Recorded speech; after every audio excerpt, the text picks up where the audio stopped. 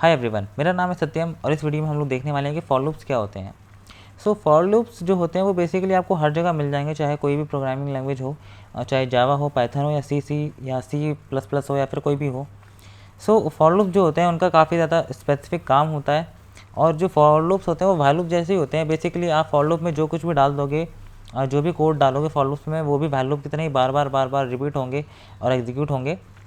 लेकिन जो while loop होता है वो बेसिकली कंडीशन पर डिपेंड करता है और फॉर लूप जो होता है वो कंडीशंस के लिए नहीं होता। वो फॉर लूप जो होता है वो डेटा से लूप थ्रू करने के लिए होता है।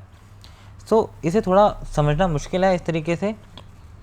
मैं कहूँगा कि जैसे आपके पास कोई स्ट्रिंग है या फिर आपके पास कोई लिस्ट है या फिर कोई डिक्शनरी है या फिर कुछ कलेक्शन है डेटा का, ठीक है, और उससे आपको लूप थ्रू करना है कि हर वैल्यू आप उसकी लो और उस वैल्यू के हिसाब से कुछ काम करो।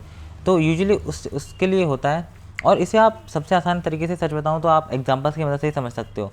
इसे इस तरीके से समझना काफ़ी मुश्किल होता है क्योंकि इसका जो यूज़ है वो काफ़ी ज़्यादा ब्रॉड है, काफ़ी ज़्यादा वाइड है। तो इसे एग्जांपल से समझना ही सबसे बेस्ट होता है। सो गाइस सपोज़ करते हैं मैं सबसे पहले यहाँ पे फ़ाइल बना लेता हूँ एक, ठीक है।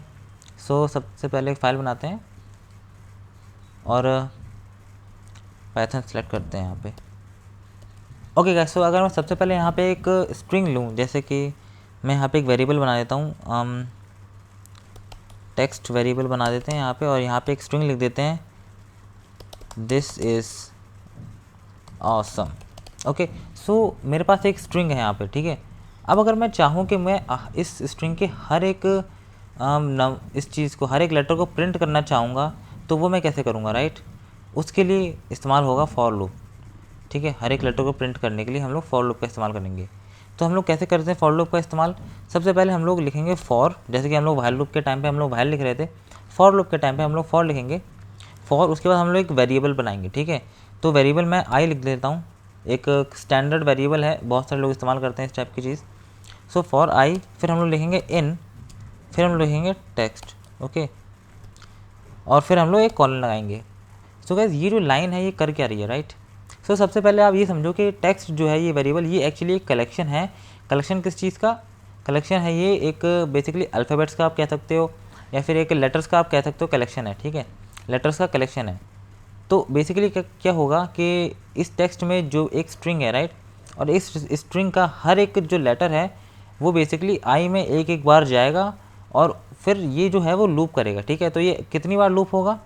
जितने के इसमें लेटर्स होंगे, ठीक है। याद रखिएगा गाइस कि ये जो स्पेसेस हैं यहाँ पे, ये भी लेटर्स ही हैं, ये भी कलेक्शन का ही पार्ट है ये स्पेसेस, ठीक है। स्पेसेस को आप इग्नोर नहीं कर सकते हैं। तो अगर मैं यहाँ पे जाऊँगा, यहाँ पे मैं डायरेक्टली प्रिंट करता हूँ आई, ठीक है। तो अब हम देखते हैं क्या होने वाला है। इसे अगर मैं रन करता हूँ यहाँ पे, तो यहाँ पर आप देख सकते हो कि यहाँ पे जो हमारे लेटर्स थे वो प्रिंट हो गए हैं, ठीक है। और यहाँ से स्टार्ट हुआ है, ये रहा, टी पहले हुआ प्रिंट, ठीक है, फिर एच हुआ, फिर आई हुआ, फिर एस हुआ, यानी कि दिस हो गया, फिर एक स्पेस प्रिंट हो गया, फिर यहाँ पर आई हो गया, एस हो गया, फिर यहाँ पे दोबारा स्पेस प्रिंट हुआ, यहाँ पे फिर ऑसम की स्पेलिंग जो है वो प्रिंट हो गई यहाँ पे पूरी, राइट, एक एक वर्ड प्रिंट हुआ है। सो बेसिकली हो क्या रहा है कि अगर आपके पास कलेक्शन है कोई, ठीक है, कलेक्शन मतलब कुछ चीज़ों का कलेक्शन हो सकता है कि वो लिस्ट हो। लिस्ट में क्या कलेक्शन होता है?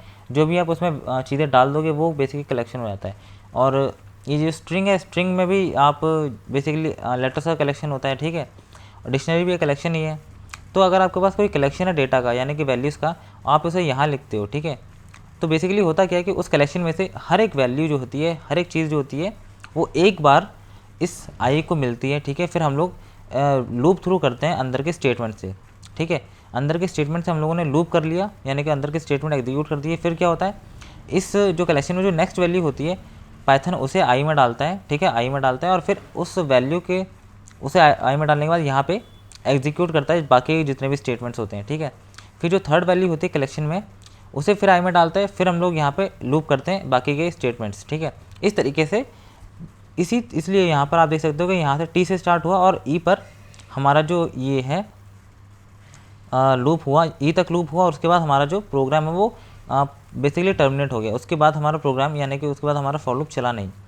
तो कलेक्शन की हर एक वैल्यू को एक बार आई में डालते हैं, यहाँ यानी कि यहाँ पे जो भी वेरिएबल होगा उसमें डालते हैं और फिर इसके अंदर जो भी फॉर लूप के अंदर कोड है उसे हम लोग एग्जीक्यूट करते हैं, ठीक है। कुछ इस तरीके से काम होता है फॉर लूप में।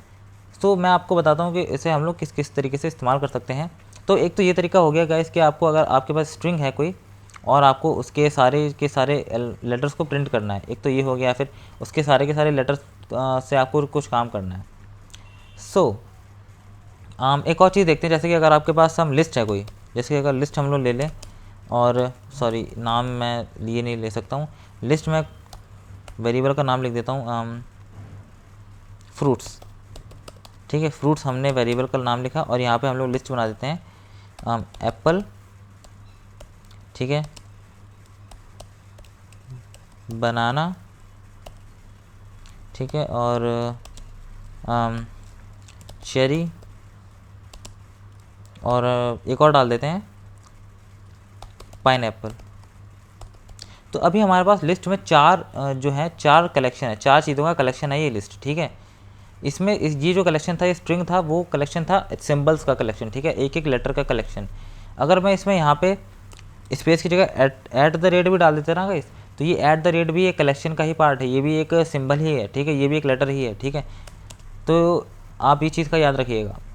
अब ये जो फ्रूट्स एरे है, ठीक है, एरे में सॉरी एरे कह रहा हूँ मैं, लिस्ट है। लिस्ट में हम लोगों का चार चीज़ों का कलेक्शन है, जो कि चार हमारी वैल्यूज़ है इस लिस्ट के अंदर। ठीक है, इस लिस्ट में पहली वैल्यू है एप्पल, फिर दूसरी वैल्यू है बनाना, फिर तीसरी वैल्यू है चेरी, फिर है चौथी वैल्यू पाइनएप्पल। ठीक है, अब अगर मैं यहाँ पे जाता हूँ नीचे फॉर लूप में, आई में कोई चेंजेस नहीं करना, कोई ज़रूरत नहीं है। यहाँ पे अगर मैं टेक्स्ट की जगह यहाँ पे लिख दूँ फ्रूट्स, तो अब हम देखते हैं कि यहाँ पे क्या प्रिंट होता है। ठीक है, हम लोग नीचे अब प्रिंट कर रहे हैं आई को। अगर मैं इसे अब दोबारा से रन करता हूँ,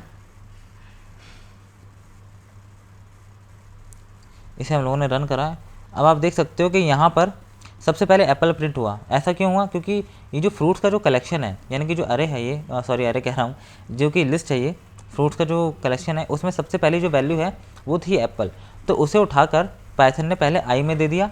ठीक है, अब आई जो है वो एप्पल को स्टोर कर दी है। ठीक है, और यहाँ पर जो एग्जीक्यूट हो रहे थे, जो कि स्टेटमेंट थे, वो एग्जीक्यूट करे उस लूप में। ठीक है, और हमने ये कहा था कि प्रिंट करो आई को, तो यहाँ पे आई प्रिंट हो गया। ठीक है, फिर एग्जीक्यूशन के बाद जब ये सारे स्टेटमेंट जो होंगे फॉर लूप के अंदर एग्जीक्यूट हो जाएंगे, तब जो पाइथन है वो दोबारा यहाँ पर जाएगा। ठीक है, और क्या करेगा, जो फ्रूट्स का जो कलेक्शन था हमारा, उसमें से दूसरी वैल्यू जो सेकंड नंबर पे वैल्यू होगी, उसे उठा के यहाँ पे आई में डाल देगा। फिर से यहाँ के अंदर के सारे जो स्टेटमेंट्स हैं उनको एग्जीक्यूट करेगा। ठीक है, और फिर दोबारा से यहाँ ऊपर आएगा, और जैसे कि आपने देखा यहाँ पे बनाना आया सेकंड नंबर पे। ठीक है, तो क्योंकि सारे के सारे जो स्टेटमेंट है वो एग्जीक्यूट है, फिर यहाँ पे ऊपर आएगा और यहाँ पर आके फ्रूट्स का जो कलेक्शन है, जो यहाँ पर हमारा जो कलेक्शन है, उसमें तीसरी वैल्यू उठाएगा, उसे फिर आई में डालेगा, और फिर यहाँ पर सारे के सारे जो स्टेटमेंट्स हैं उन्हें एग्जीक्यूट करेगा। तो आप देख सकते हैं कि यहाँ पे हमारा चेरी जो है लिख के आया, यहाँ नीचे प्रिंट हुआ है, और फिर दोबारा से ऊपर जाएगा पाइथन, और यहाँ पर फ्रूट्स का जो कलेक्शन है उसमें से चौथी वैल्यू उठाएगा। ठीक है, और उसे उठा के आई में डाल देगा यहाँ पे, और फिर हमारा दोबारा से यहाँ पे जितने भी स्टेटमेंट्स थे वो एग्जीक्यूट हुए, और आप देख सकते हो यहाँ पे हमें पाइनएप्पल लिखा हुआ आगे यहाँ पे प्रिंट होके। और गाइस अब जो कि हम देख सकते हैं कि यहाँ पे पाइनएप्पल के बाद कोई भी वैल्यू नहीं है, तो जैसे ही पाइथन ऊपर आता है यहाँ पे प्रिंट करने के बाद पाइनएप्पल प्रिंट करने के बाद, और पाइथन देखता है कि फ्रूट्स का जो कलेक्शन है अब उसमें कोई भी वैल्यू नहीं है, तो पाइथन क्या करता है, फॉर लूप को ना टर्मिनेट कर देता है। बेसिकली फॉर लूप का जो काम है वो कंप्लीट हो जाता है।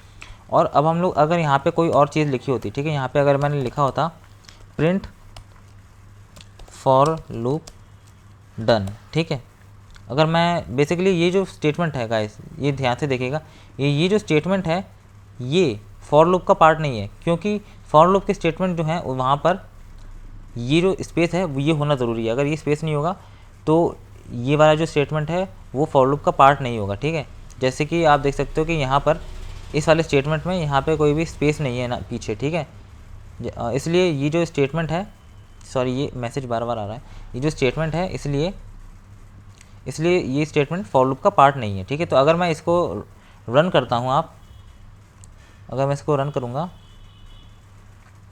तो अब आप देख सकते हो कि हमारा जो सारी जो वैल्यूज थी अरे के अंदर, सॉरी लिस्ट के अंदर, वो यहाँ पर प्रिंट हो गई। और उसके बाद जो है वो जैसे हमारा फॉर लूप जो है वो टर्मिनेट हुआ, जो कि ख़त्म हुआ जैसे ही, तो ये जो स्टेटमेंट था जो कि फॉर लूप के बाहर था, यहाँ पे कंट्रोल गया प्रोग्राम का, और यहाँ पर उसने ये एग्जीक्यूट करा। तो हम लोग देख सकते हैं यहाँ पे लिखा है फॉर लूप डन, जो कि हमने यहाँ पे लिखा था।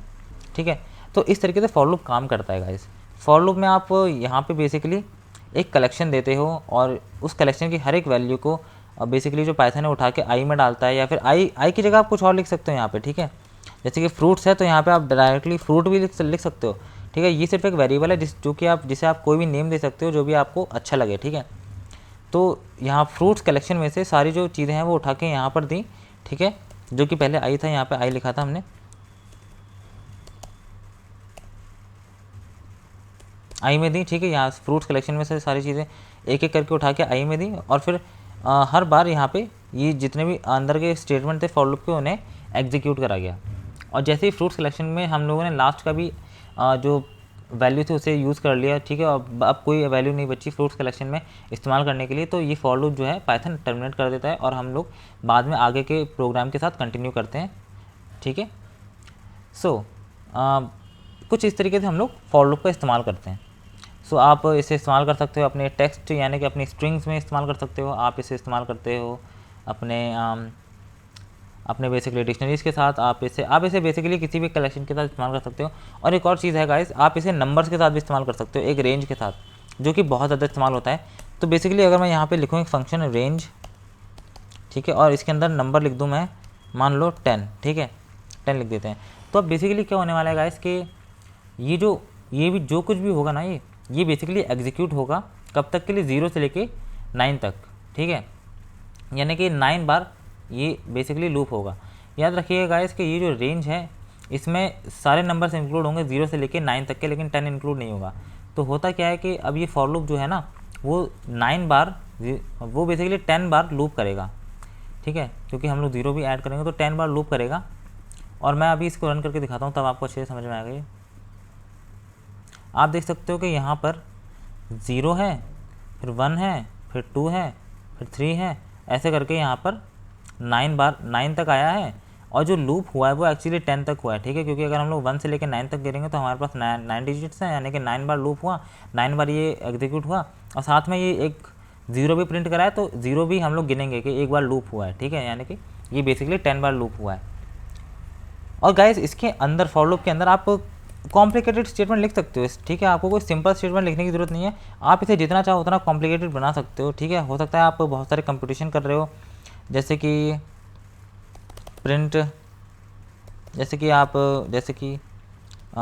इज इक्वल्स टू 7 + 8, ठीक है, और उसे आप प्रिंट कर रहे हो यहाँ पर, तो आप कंपटीशन कर सकते हो। आप बेसिकली इसमें काफ़ी कुछ कर सकते हो, जो भी आप जितना भी कॉम्प्लेक्स कोड बनाना चाहो वो सब कुछ आप कर सकते हो इसमें, ठीक है। तो ये है तरीका। और गाइस मैंने आपको एक और चीज़ बताना भूल गया कि आपको इसके अंदर आई का इस्तेमाल करने की ज़रूरत नहीं है।